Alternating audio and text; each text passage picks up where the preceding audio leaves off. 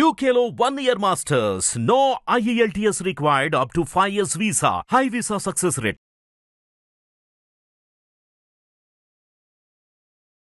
గురుగారు అక్టోబర్ 2న మనకి రాబోయే అక్టోబర్ 2న అమావాస్య రోజు సూర్యగ్రహణం అనేది ఒక ప్రచారం జరుగుతుంది. అది ఎంతవరకు కరెక్ట్? అసలు నిజంగా అమావాస్య నాడు సూర్యగ్రహణం అనేది ఉందా? ఒకవేళ ఉంటే ఎలాంటి పరిహారాలు చేసుకోవాలి? లేదా అసలు ఇక్కడ లేదా ఎక్కడా లేదా ఏమిటి? మీరు ఏం చెప్తారు? ఎలాంటి వివరణ ఇస్తారు చెప్పండి. మనకి 2024 ఉగాది పండుగప్పుడు మన సిద్ధాంతులందరూ పెద్దవాళ్ళు కలిసి ఈ సంవత్సరంలో ఎటువంటి సూర్యగ్రహణాలు కానీ చంద్రగ్రహణాలు కానీ పాక్షికంగా కానీ సంపూర్ణంగా కానీ లేవు అనేది స్పష్టంగా అందరూ చెప్పారు. మరి ఇప్పుడు ఈ కొత్తగా ఎక్కడ పుట్టుకొస్తున్నాయి ఈ గ్రహణాలు? అసలు గ్రహణాలు లేవు అన్నది మర్చిపోయారు.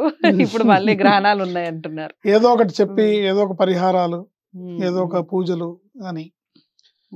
అంతరిక్షంలో భూమికి సూర్యుడికి మధ్యలో ఛాయ వస్తే దాన్ని సూర్యగ్రహణం అని, భూమికి చంద్రుడికి మధ్యలో వస్తే దాన్ని చంద్రగ్రహణం అని అనుకుంటాం. ఇది అనేక రకాలుగా భూమి పరిభ్రమించేటప్పుడు ఉమ్రాలు పెనుమ్రాలు అని వస్తూ ఉంటాయి.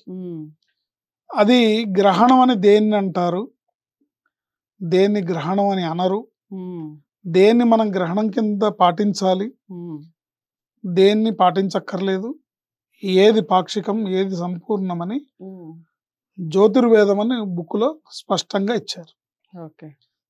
దాని నియమ నిబంధనలు ప్రమాణాలని లెక్కలోకి తీసుకుని ఈ మొన్న వెళ్ళిపోయిన చంద్రగ్రహణం అని చెప్పారు పౌర్ణమి రోజు, అది లేదు. ఇప్పుడు రాబోయే సూర్యగ్రహణం అని చెప్తున్నారు, అది లేదు. పాక్షికంగానూ లేదు, సంపూర్ణంగానూ లేదు, ఈ దేశంలో లేదు, ఏ దేశంలో లేదు. అది గ్రహణమే కాదు. మరి ఎందుకండి ఇలాంటి ప్రచారాలు జరుగుతున్నాయి? చేస్తున్నారు కొంతమంది.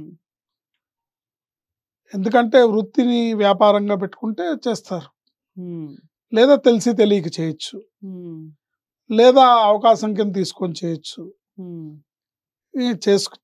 చెప్పేవాళ్ళు చెప్తారండి, మనం వినాలిగా. మనం వినేటప్పుడు మనం ఆలోచించాలి ఎంత మటుకు ఇది సమంజసం, ఎంత మటుకు పెద్దలు చెప్తున్నారని. సో ఎటువంటి సూర్యగ్రహణము లేదు. ఆ రోజు అమావాస్య, మహాలయ అమావాస్య. చేయాల్సిన పని ఏంటంటే మీ ఇంట్లో మీ పితృదేవతల తృప్త్యర్థం ప్రీత్యర్థం వాళ్ళకి శ్రాద్ధాది కర్మలు నిర్వర్తించాలి. అంతే తప్ప ఇంక ఏవేవో జ్యోతిష సంబంధించిన పరిహారాలు లేదా జాతక సంబంధమైన పరిహారాలు ఎట్టి పరిస్థితుల్లో అవసరం లేదు. ఏ నక్షత్రం వాళ్ళకి ఏ రాశి వాళ్ళకి అవసరం లేదు. అర్థమైందండి? ఓన్లీ మీరు ఆ రోజు చేయాల్సింది పితృకర్మ. పితృదేవతల ఆశీర్వాదం ఉంటేనే వంశం వృద్ధిలోకి వస్తుంది, వంశం అభివృద్ధి చెందుతుంది. కనుక ఇప్పుడు మన జాతకంలోనే పితృదోషము పితృశాపాలను ఉంటాయి. వాటికి ఎందుకు అవన్నీ ఏర్పడతాయి అంటే, ఇప్పుడు ఈ మహాలయ అమావాస్య రోజు లేదా మీ తల్లిదండ్రులు చనిపోయిన తిథుల్లో మీరు శ్రాద్ధ కర్మలు నిర్వర్తించకపోతే ఇవన్నీ పేరుకుపోయి నెక్స్ట్ మీ జన్మలో కానీ లేకపోతే మీ కుటుంబంలో జన్మించే మీ వంశం వాళ్ళ దీంట్లో కానీ అవి జాతకంలో ఏర్పడతాయి, పితృశాపాలు పితృదోషాలు. అలాంటివి మన భవిష్యత్ తరాలకి కలగకుండా ఉండాలన్నా, మీ పిల్ల పాపలకి కలగకుండా ఉండాలంటే మీరు ఈ మహాలయ అమావాస్య రోజు మీ ఇంట్లో మీ పితృదేవతలు, ఈ మహాలయ అమావాస్య కాదు, ప్రతి మహాలయ అమావాస్యకి చేయాలి.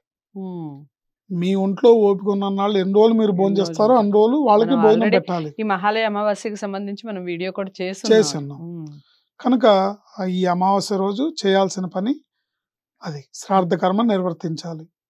ప్రతి సంవత్సరం కూడా వాళ్ళు చనిపోయిన తిథుల్లో శ్రాద్ధ కర్మ నిర్వర్తించాలి. లేదా ఇప్పుడు ఈ అమావాస్య రోజు మీ తల్లిదండ్రులు తిథులు తెలియలేదంటే అమావాస్య రోజు నిర్వర్తించాలి. అమావాస్య రోజు నిర్వర్తిస్తే ఏ రోజున ఏ తిథిలో చనిపోయిన వాళ్ళకైనా అది చెందుతుంది. ఒకవేళ మీరు ఇంట్లో శ్రాద్ధ కర్మ చేయలేకపోతే, మీ ఆర్థిక పరిస్థితి సహకరించకపోతే బ్రాహ్మణ్ణి పిలిచి మీరు స్వయం పాకంలాగా ఇచ్చి ఆయన కాళ్ళు కడిగి ఆయనకు తగు సత్కారం చేసి మీ పితృదేవతల ప్రీత్యర్థం ఆశీర్వాదం తీసుకోవచ్చు, నమస్కారం చేసి ఆశీర్వాదం తీసుకోవచ్చు.